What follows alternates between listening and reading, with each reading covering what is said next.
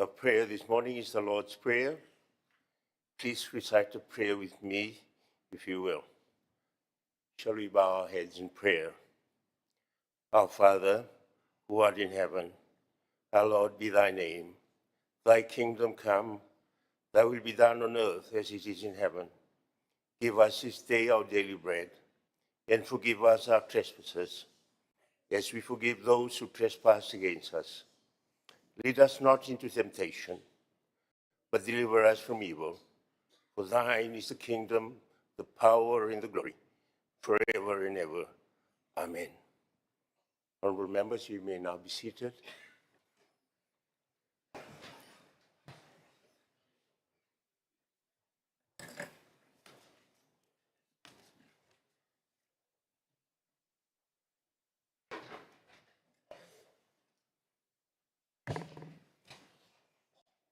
Secretary General.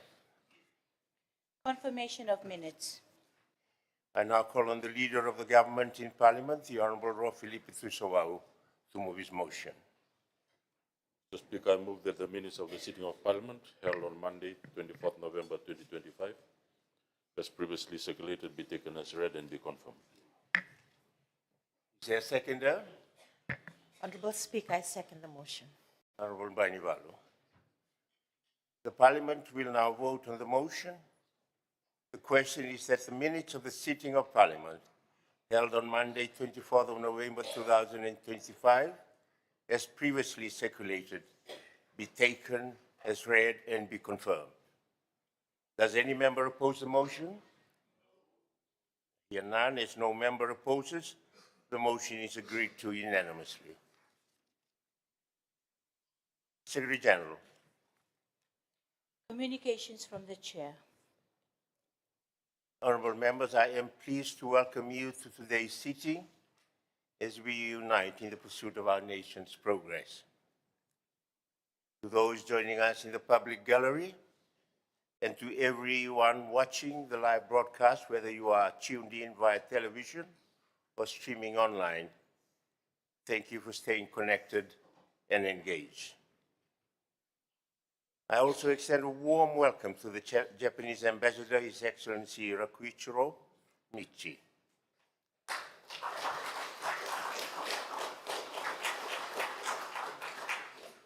Welcome to Parliament, Your Excellency, and thank you for joining us this morning.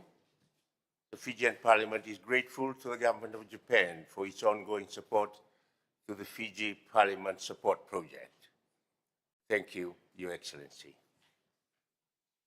Whilst we're still on pleasantries, honorable members, please join me in warmly welcoming the students, the teachers, and the parents from Canberra District School, my island home.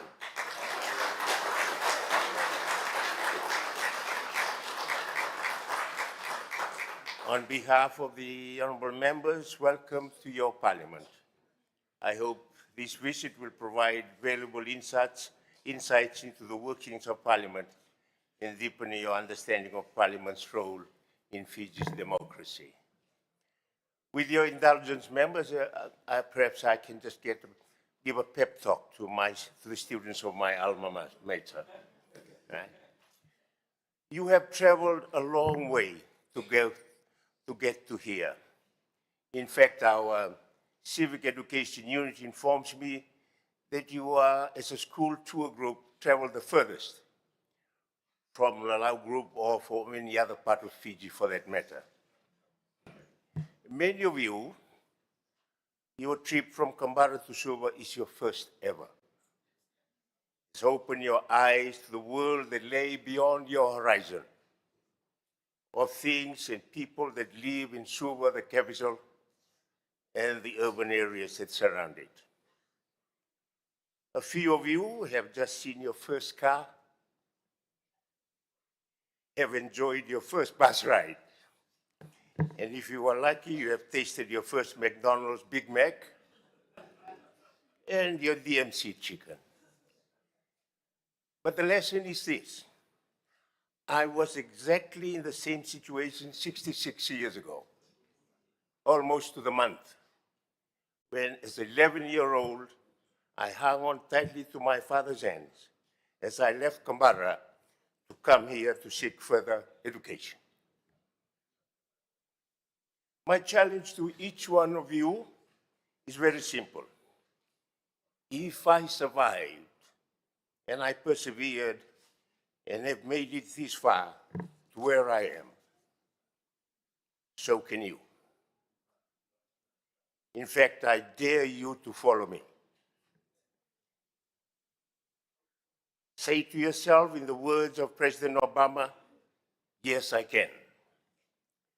Write these 3 words on the strip of a paper and tuck it into your school bag and read it as you walk to school each day, every day, for the rest of your school days on Canberra District School. I wish you every success in your future. Thank you. Honorable members, thank you for your patience and your indulgence. We now go back to the matters at hand.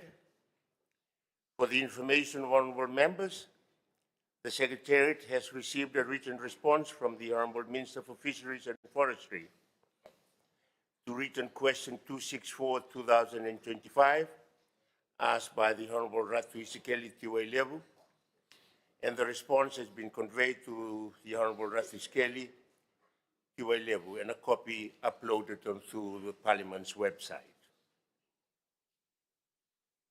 Finally, honorable members, kindly be advised that the Standing Committee on Public Accounts has held elections and for its chairperson on 10th of November 2025, and I'm pleased to confirm that the Honorable Manoa Kamkamida is the new chairperson of the Standing Committee on Public Accounts, and I wish him well in his new role. The Honorable Travessa Bode remains the deputy chairperson of the Standing Committee. Thank you, honorable members. We will proceed to the next item on the order paper. Secretary General. Presentation of reports of committees. Honorable members, I have been advised that there are no committee reports for presentation today. So we will move on to the next item on the order paper. The Secretary General. Ministerial statements. The following ministers have given notice to make ministerial statements under Standing Order 40. The Deputy Prime Minister and Minister for Tourism and Civil Aviation, Minister for Justice and the Acting Attorney, he will deliver 2 statements. Minister for Women, Children and Social Protection, and finally the Minister for Fisheries and Forests.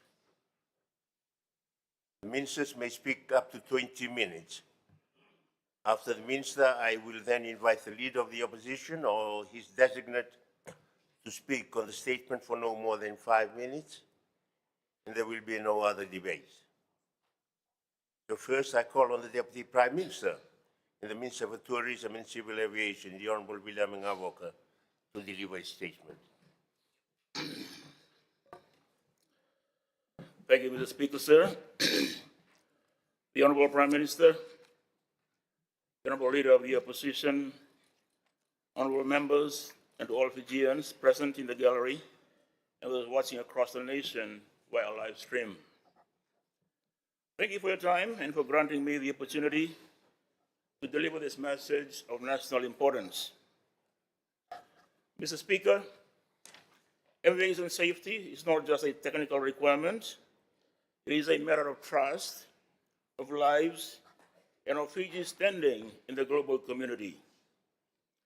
It is the principle that underpins every decision we make and the foundation upon which our tourism economy and international credibility rest. Safety is neither optional nor negotiable. It is the rule that governs our aviation system and protects every passenger, every crew member, and every aspiring student in this vital sector. Mr. Speaker, recent events involving an air service operator, aviation training and maintenance provider require clarity. Its Aircraft Maintenance Organization Certificate, or known as AMO, expired on 22 November 2025, following a regulatory assessment that identified repeated and serious non-compliances. The Civil Aviation Authority of Fiji, or CAF, has given many opportunities to this operator to make things right, but they have not responded in kind. Despite 2 limited 3-month renewals granted to allow to reduce significant audit findings, recent audits in October and November 2025 identified deliberate and repeated non-compliance with CAF written restrictions and ANR 145C requirements, including the conduct of maintenance, of line maintenance, and the use of unauthorized personnel to certify maintenance on training aircraft. We have submitted a corrective action plan, but when assessed by CAF, has been found to be inadequate to restore confidence in the organization's safety and quality systems. CAF has therefore decided that the AMO certificate will not be renewed. This decision was made by the Civil Aviation Authority of Fiji under its statutory mandate, free from external influence, grounded in evidence, procedure, and duty. We acknowledge the operational disruptions this has caused. Students will experience delays, training schedules will shift, and families feel the impact. These realities are not dismissed, yet no disruption outweighs the obligation to protect lives. No timeline supersedes safety. CAF has confirmed it will review any corrective action plan submitted. Future certification will depend solely on demonstrated compliance, nothing more, nothing less. Mr. Speaker, Fiji's aviation system is vast and intricate. It encompasses domestic and international airlines, airports, helicopter operators, private aerodromes, security providers, meteorology, engineering, ground handling, catering, and cargo. In total, 175 organizational oversight areas are monitored, involving hundreds of licensed professionals, nearly 500 aviation security screeners, and numerous ground safety teams. Each entity operates under established standards, requiring continuous inspections and engagement. This scale, Honorable Speaker, underscores that the Civil Aviation Authority does not regulate a single operator. It oversees an entire ecosystem that sustains national connectivity, tourism, trade, and emergency response. The regulator's workload is constant and demanding. It must balance competing pressures while upholding fairness and compliance. Its independence is not negotiable if Fiji is to maintain credibility with international partners. Put very simply, Mr. Speaker, sir, the workload at CAF is very heavy and compounded by the difficulties with this operator, where the CAF people have spent inordinate amount of time in addressing issues with this operation. In spite of the heavy workload, CAF has gone the extra mile and beyond for this operator, contrary to what some people are saying. I personally, Honorable Speaker, intervened.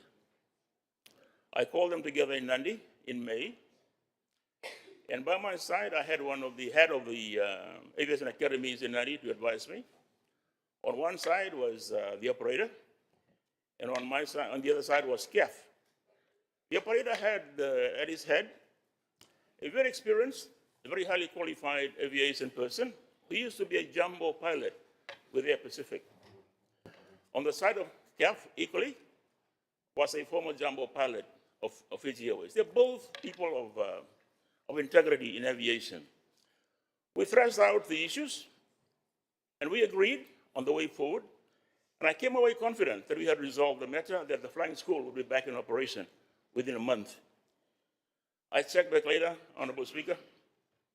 The operator has dragged his feet and effectively reneged on what we had agreed on. That said, Honorable Speaker, we will continue to engage. And I hate to say this, Honorable Speaker, but the people of El CAF are quite weary of this operator. And they will be putting it mildly. But as I said, I continue to urge them to engage. Mr. Speaker, within CAF, there is the fit and proper person framework, which adds another layer of accountability. It assesses integrity, character, judgment, knowledge, and behavior. It reviews compliance history, professional relationships, medical fitness, and any convictions related to transport safety. It identifies traits that pose risks, such as impulsiveness, disregard for rules, or arrogance when confronted with safety protocols. These evaluations are conducted with fairness and natural justice, protecting both the public and the reputation of Fiji's aviation graduates. Unfortunately, Mr. Speaker, sir, the most senior people with this operator have been cited for willful non-compliance, failure of governance, a cavalier attitude towards regulatory obligations, and a systemic culture of disregard condoned within the organization. Effectively, the senior people are no longer deemed to be fit and proper within civil aviation. Mr. Speaker, Fiji's aviation framework aligns with the standards and recommended practices of the International Civil Aviation Organization, ICAO. As a contracting state to the Chicago Convention, Fiji is obligated to fully implement the provisions of the convention and the standards and recommended practices, or SHARPs, adopted by ICAO. These obligations include establishing and maintaining uniform safety, security and air navigation regulations aligned with international requirements to ensure the safe, orderly, and efficient development of global civil aviation. Let me stress this, Mr. Speaker, sir. Fiji, as a state, is obligated to provide safe skies, safe and secure skies, as per our contract with ICAO. Compliance with this obligation is not optional. It is a core responsibility of all ICAO member states, and it's fundamental to safeguarding the integrity, credibility, and international acceptance of Fiji's aviation systems. In fulfilling these obligations, Fiji's aviation laws and regulatory framework have been established in accordance with ICAO's standards and recommended practices and are subject to ICAO's Universal Safety Audit Program, which evaluates every state against 8 critical elements of an effective safety oversight system. These critical elements include primary aviation legislation, specific operating regulations, a civil aviation system, including a safety oversight function, technical personnel qualification and training, procedures and technical guidance, licensing and certification obligations, surveillance obligations, and resolutions of safety concerns. Fiji was audited in 2019, and following further ICAO assessments, now holds an effective implemented score of 76.25%.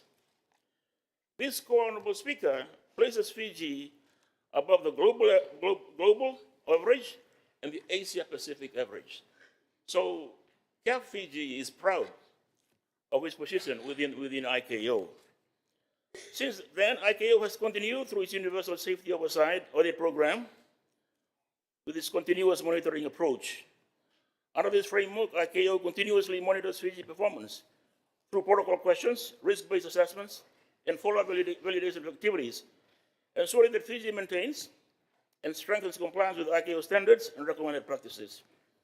To support this ongoing oversight, CAF established a dedicated standards and compliance department, which serves as Fiji's national continuous monitoring coordinator to ICAO.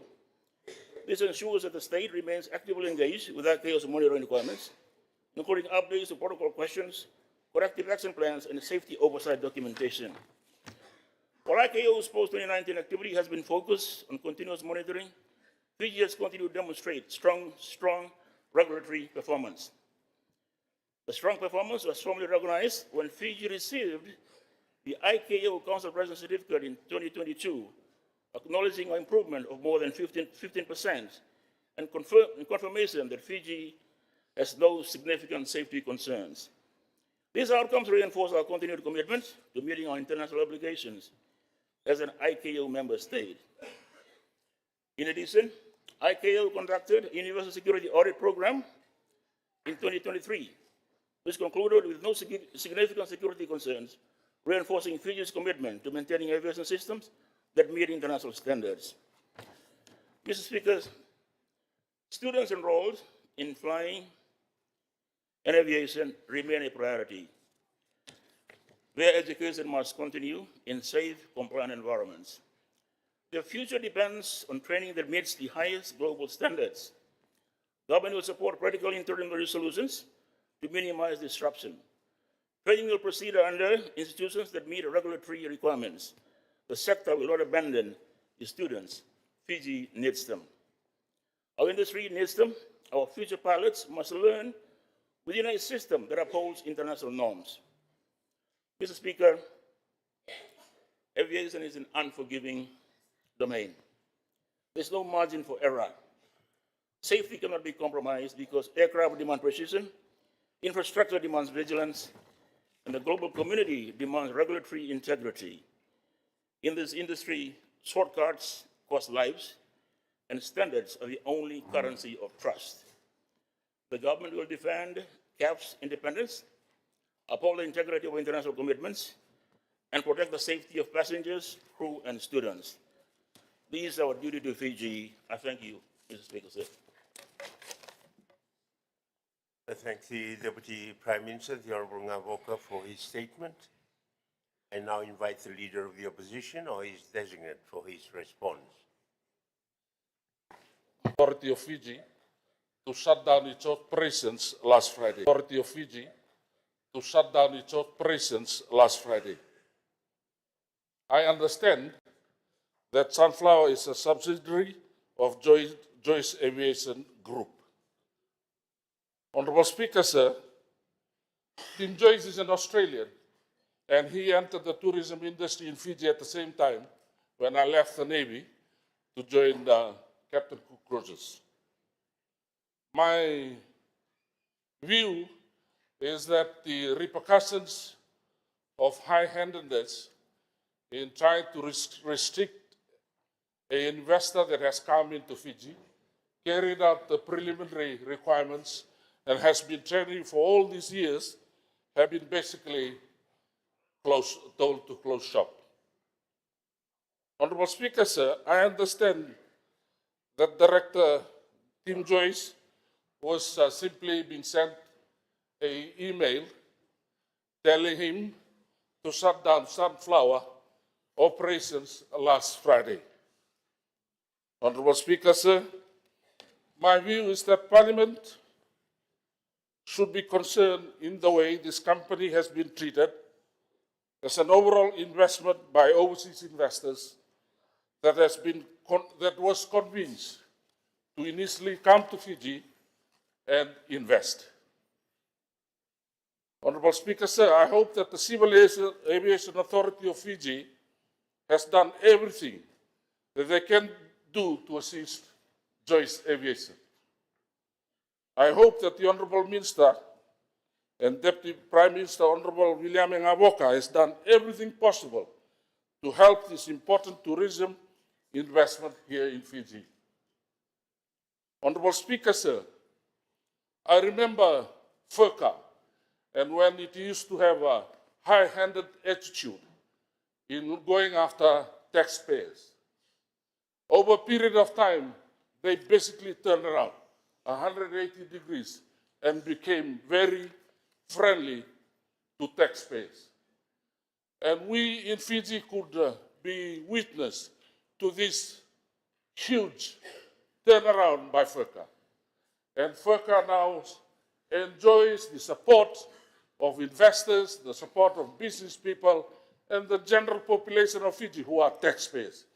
It is the attitude that they treat others, they treat the people that they are supposed to be serving, and allowing them to the ability to discuss issues that comes into play when investors and taxpayers in Fiji are given these challenges. Aviation, Honorable Speaker, is like shipping. It's a technical industry. And technical, we as ministers, as members of parliament, do not understand the personalities that are involved in these technical areas. And I know Tim Joyce. He could be quite abrupt and dictatorial. But there is a tendency, and I ask the Honorable Deputy Prime Minister to please talk to Neil Joyce and have a discussion, because this is not important only for aviation or for Sunflower. It is important for every investor that comes into Fiji and invests their money, their time, and their human resources to assist Fiji moving forward. I thank you, Honorable Speaker, sir.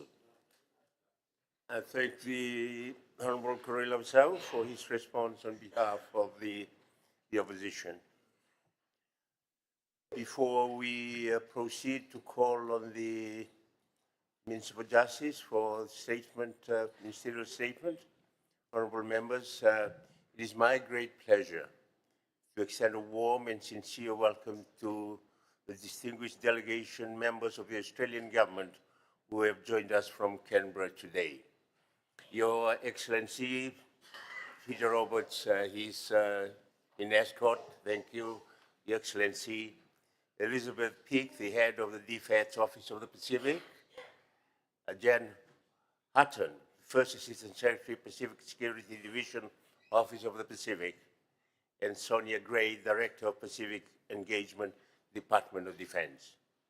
They are accompanied by members of the Australian High Commission's diplomatic staff, and on behalf of Parliament, we thank you for your presence today and welcome you to Parliament this morning. Thank you.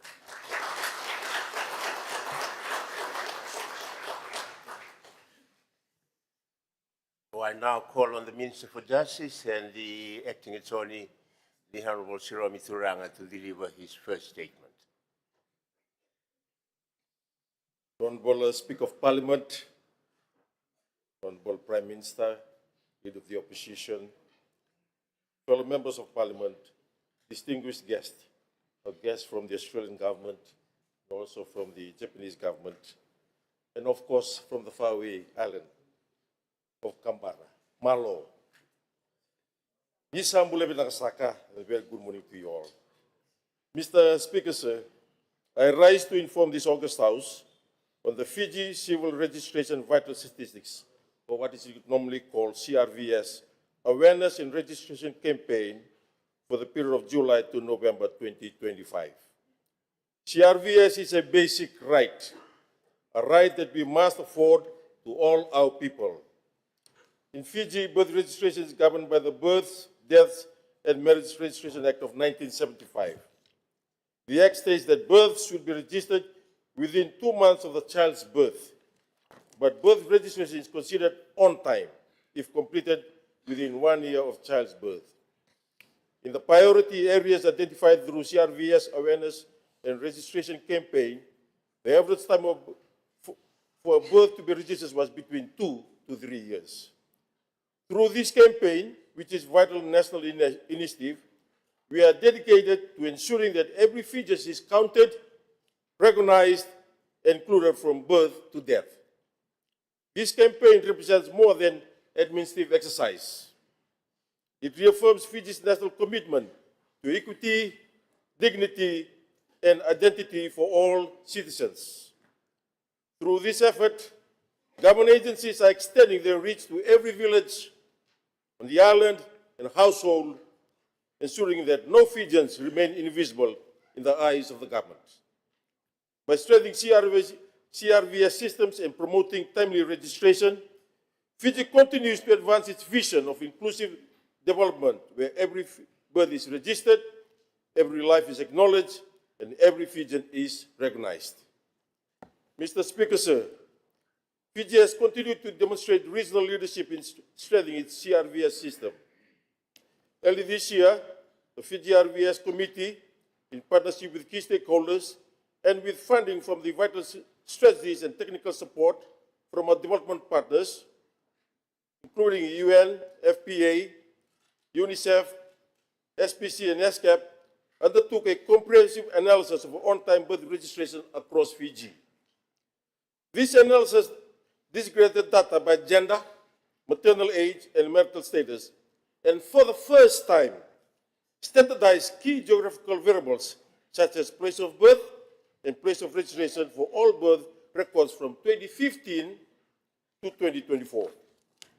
This was a major milestone as it allowed us to identify priority areas and gender-specific inequities in birth registration across our islands, information that had not been possible to analyze before.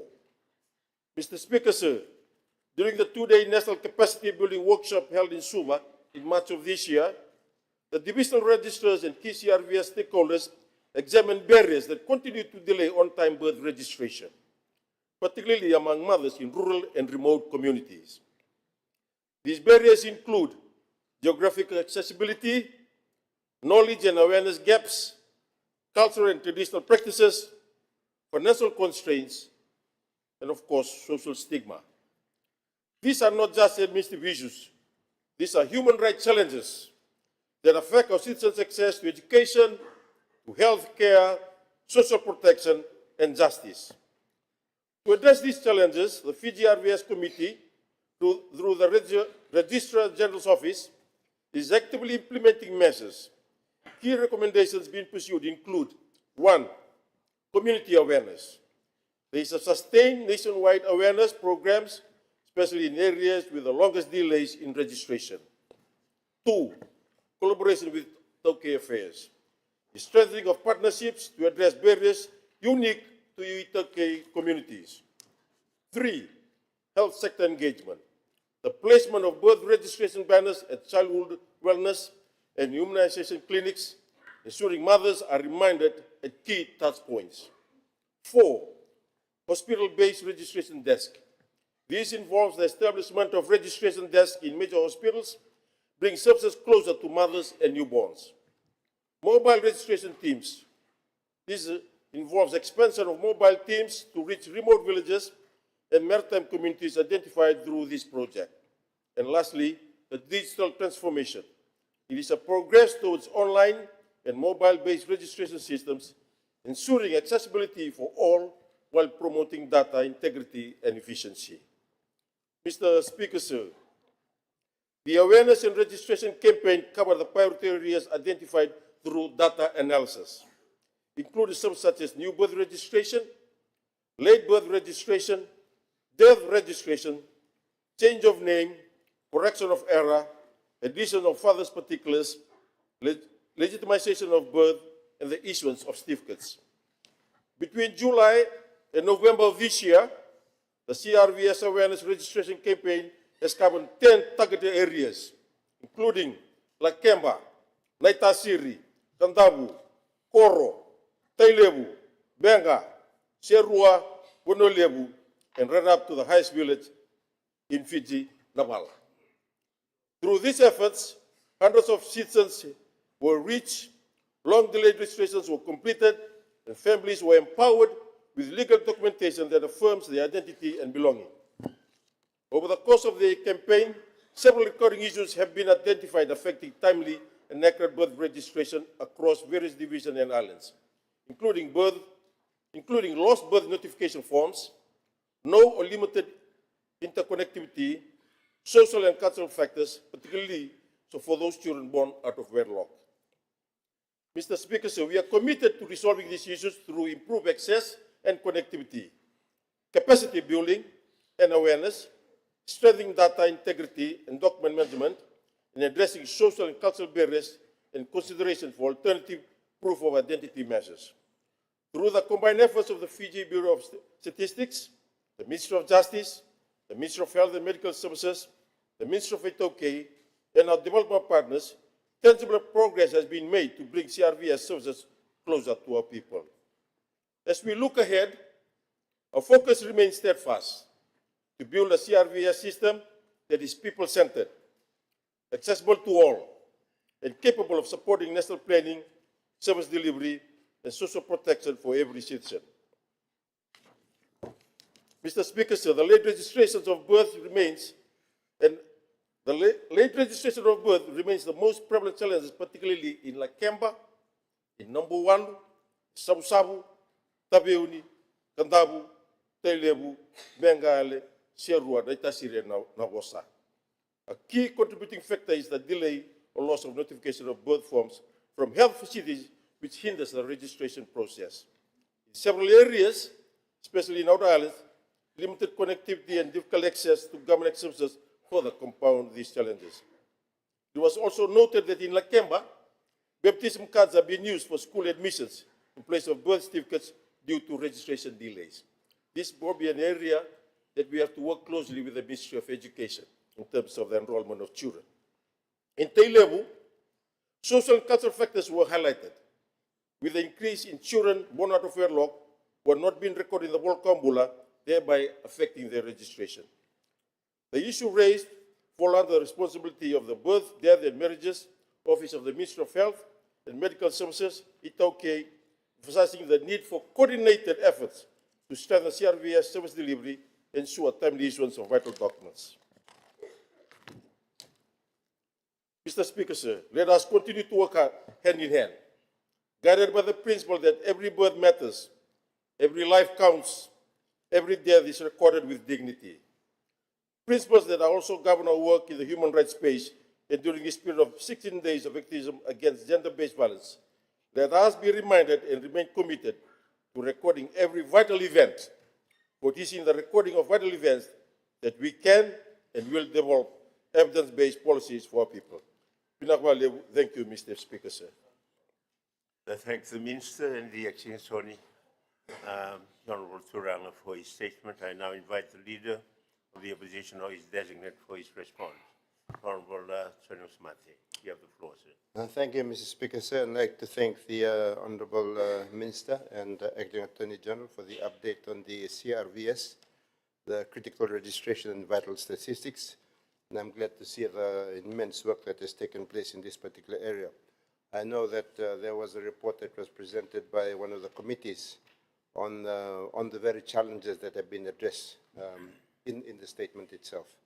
Mr. Speaker, sir, from the year 2015 to the year 2024 was actually the decade for CRVS, and Fiji signed up to that agreement to be able to get 100% of our children registered as per the requirements of the Child Care and Protection Act of a few years ago. So it is a right, and I noticed from the minister's statement that this CRVS is an important way for everybody in this country to know that they are counted, recognized, and included. And if you are not counted, if you are not recognized, you are not included, you're going to miss out on some of the things, some of the benefits that you can have in this country. And obviously, there's an adage that we have that if you want to be able to manage something, you have to measure it.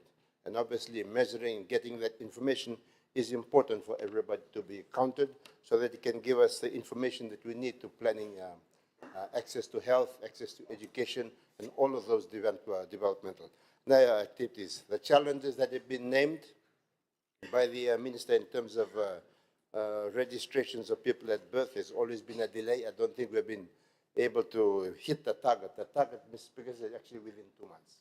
Within 2 months, everybody should be registered, whether you're being born, whether you're passing away, so that the records are up to date. And I'm glad to see that the challenges that have been placed and the measures that the Minister has outlined about things that need to be done to enhance community awareness.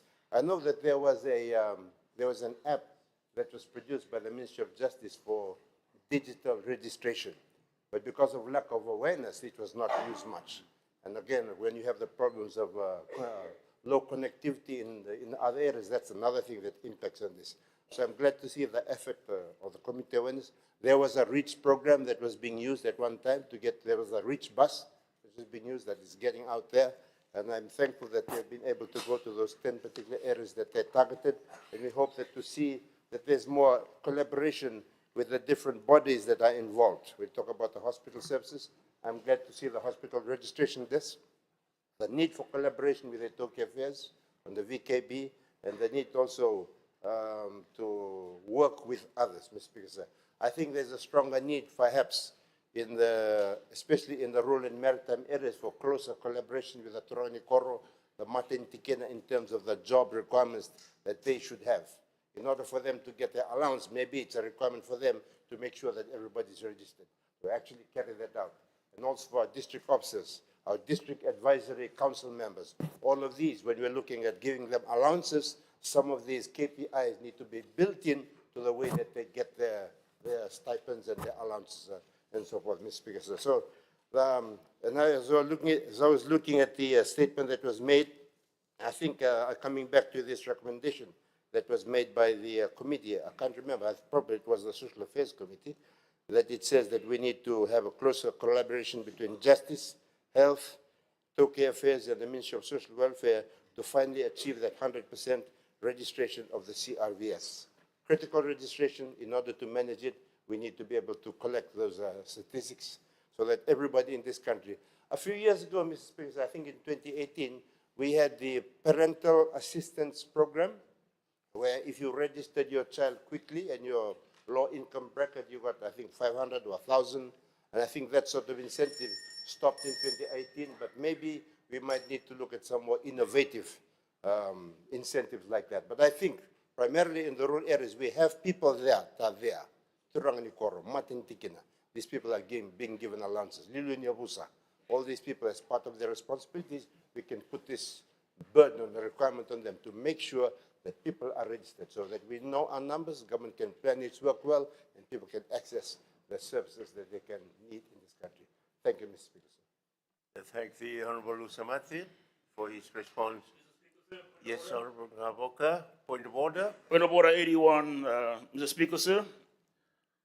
I need to clarify, Honorable Speaker, that Honorable Korola Bisau had indicated that Joyce Aviation Group got the 81, 81, got yes. the notification by email.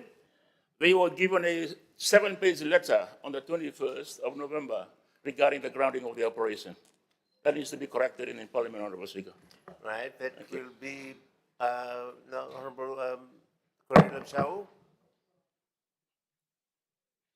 Yes, well, then you understand what the minister is saying, that in fact there is a misrepresentation. Yes, from the Honorable intervention. Speaker, sir, I understand. I am just reading what is available to me. Right. Okay, so the record will bear that in fact your interjection is taken on board and is accepted. All right, thank you. We will now move on to the next question. Yes, again, I'll ask the Minister for Justice and the Acting Attorney to deliver a second statement. Honorable Speaker of Parliament, the Honorable Prime Minister, with the opposition, members of Parliament, and our distinguished guests. I'm pleased to inform this August House that the government is hosting the next Commonwealth Law Ministers meeting in Nandi from the 9th to 13th of February next year. This is a significant honor and responsibility for Fiji, Mr. Speaker, sir, as it marks the first time that our nation will host the Commonwealth preeminent gathering of Attorney General, Ministers, Justice Ministers, and senior legal policy makers from across the 56 Commonwealth countries. The meeting serves as a central forum for member countries to collectively deliberate on legal policy, rule of law, priorities, and justice sector reforms. It provides an avenue for exchange of experiences, innovations, and commitments that uphold our shared Commonwealth values: democracy, human rights, good governance, and access to justice. Fiji's hosting of this event demonstrates international confidence in our legal institutions and underscores our role as a leader in the Pacific on justice and governance issues. It also offers a significant opportunity to showcase the strength, the inclusivity, and the modernization of our own legal system. Mr. Speaker, sir, the agenda papers for the 2026 meeting reflect a forward-looking and comprehensive vision of the Commonwealth legal priorities. They have been developed by the Commonwealth Secretariat in close collaboration with member states, and were reviewed at the senior officials meeting held in London on the 16th of October this year, which was successfully chaired by the Solicitor General. During that meeting, member states requested additional time to review and comment on the papers. Another senior officials meeting will be held on the 12th of January next year to confirm the papers for the upcoming ministerial meeting. Mr. Speaker, sir, allow me to briefly highlight the papers scheduled to be discussed during the meeting. The first paper is the Access to Justice and Legal Certainty agenda, focused on developing Commonwealth moral contracts for energy, extractives, and infrastructure, aiming to strengthen transparency and legal certainty in major public projects. The second paper is the draft model law on suppression orders, balancing the principles of open justice with privacy and digital realities. The third paper will be dealing with emerging areas of law and technology. A model law on stable coins and a model law on digital trade have been developed to support member countries regulating digital finance and commerce securely and responsibly. There will also be a discussion on artificial intelligence in justice systems and the responsible use of open source digital evidence and justice systems. There will also be discussion on the regulation of third-party litigation, funding, ensuring access to justice while safeguarding judicial integrity. Mr. Speaker, sir, on climate change, there will be a paper on the impact of sea level rise on maritime boundaries, which will be particularly important to small island developing states like Fiji. This discussion follows the recent advisory opinion of the ICJ on climate change. It will help shape legal framework that ensures fairness and stability for states most affected by rising seas. In terms of strengthening judicial capacity and accountability, the meeting intends to launch initiatives such as the Commonwealth e-course for first-time judicial officers, a pro bono center for member states, and a court performance toolkit, all designed to enhance judicial competence, access to legal aid, and public confidence in justice systems. Finally, Mr. Speaker, sir, in terms of governance and democratic values, as the Commonwealth marks 25 years of the Letmore House principles, ministers will reaffirm the centrality of the separation of powers, accountability, and judicial independence, the foundation of the rule of law within the Commonwealth family. The Letmore principles essentially outline a framework for good governance, the rule of law, and the protection of human rights in member nations. Fiji will also host the official side event during a meeting focused on alternative dispute resolution. The side event aims to provide platform for dialogue between Commonwealth law ministers, legal experts, and traditional leaders on shared justice challenges and opportunities. The event will explore how traditional mechanisms can strengthen law and justice systems, promote reconciliation, and improve access to justice, while also examining how traditional practices can be leveraged to enhance access to justice, such as addressing case backlogs in our courts. Collectively, Mr. Speaker, sir, areas of discussion are deeply relevant to Fiji and our regional neighbors. They will support our shared priorities of building resilient justice institutions, responding to the realities of climate change, adopting digital innovations responsibly, and ensuring that our people, particularly those in vulnerable and remote communities, enjoy equal access to justice. Mr. Speaker, sir, preparations for hosting meetings are well underway. An intergovernmental task force chaired by the Solicitor General was established last year to oversee the policy and gender coordination with Commonwealth Secretariat, led by a team of lawyers. The administrative arrangements such as meeting venue, protocol, security, and hospitality have designated leads from government ministries, namely the Ministry of Foreign Affairs, Ministry of Finance, Information, Immigration, Ministry of Police, the Tokyo Affairs, Women, Children and Social Protection, Ministry of Tourism, and of course the Fiji Police Force. The Commonwealth Secretariat recently concluded its second planning mission for the meeting with the task force from the 10th to the 18th of November. These involved meeting with relevant task force leads on the meeting venue, the opening ceremony, media and audiovisual requirements, protocol, security and transport, hospitality and accommodation. They also site visits to our correction facilities at Namboro, Corvo, Natambu and Ba for potential prison site events. Other side events included scheduled for the week of the meeting will focus on youth participation, persons with disabilities, and inmates. Mr. Speaker, sir, Fiji's hosting of the next Commonwealth Law Ministers meeting will be definitely an opportunity for us to lead a global dialogue on international legal development and access to resources in these areas. Hosting the meeting will also reaffirm a commitment to a fair, transparent, and inclusive justice system, one that upholds the rule of law and ensures that every Fiji citizen has equal access to justice. I look forward to the continued support of this House and our partner ministries and agencies is prepared to welcome the Commonwealth family for our shores next year. Well, Mr. Speaker. Thank you. I thank the Minister, the Acting Attorney, for his statement. I now invite the Leader of the Opposition or his designate for a response.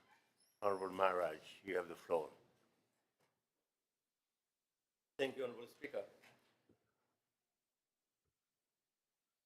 Honorable Speaker, the announcement that the Fiji will host Commonwealth Law Ministers meeting in 2026 from February 9 to 13 marks a significant milestone and reflects strong international confidence in Fiji's legal system. This is the first time Fiji will host this prestigious event. The ministerial statement by Minister for Justice and Acting Attorney General highlights the potential for this forum to be the key driver for domestic progress in justice and governance. Honorable Speaker, strategic advantage and international exposure hosting the CLMM 2026 is a strategic move that provides the Fijian government to considerable advantages. This decision to host the Fiji's position the nation as a leader in the Pacific on justice and governance. It signals global recognition of the progress and modernization occurring within the Fiji's legal framework. This system of international approval can bolster investor confidence and improve Fiji's standing on the global stage. The event offers a unique opportunity to showcase the advancements and the modernization of Fiji's legal system. This exposure goes beyond the mere public relation. It allows Fiji to demonstrate tangible reforms in areas such as court procedures, legislative development, and human rights framework to influence law ministers and officials from across the Commonwealth. The CLMM serves as a key forum for member countries to discuss legal policies, rule of law priorities, and justice reform. By hosting, Fiji places itself at the center of this vital discussion, ensuring its national interests and regional perspectives are ahead. Honorable Speaker, one of the most significant advantages of hosting the CLMM is the unparalleled learning and exposure it provides to the Fijian government and its legal institutions. The meeting is designed for the member countries to share experience that support core Commonwealth values, including democracy, human rights, and good governance. Fijian officials will have direct access to and the opportunity to participate in detailed discussion on successful justice reform implemented by other member states, which can be adapted for local use. Honorable Speaker, exposure to the latest international standard and best practices in legal policy and reform will directly contribute to the institutional strengthening within the Ministry of Justice, the Office of Attorney General, the Judiciary, and the Legislature. This is crucial for developing robust local expertise.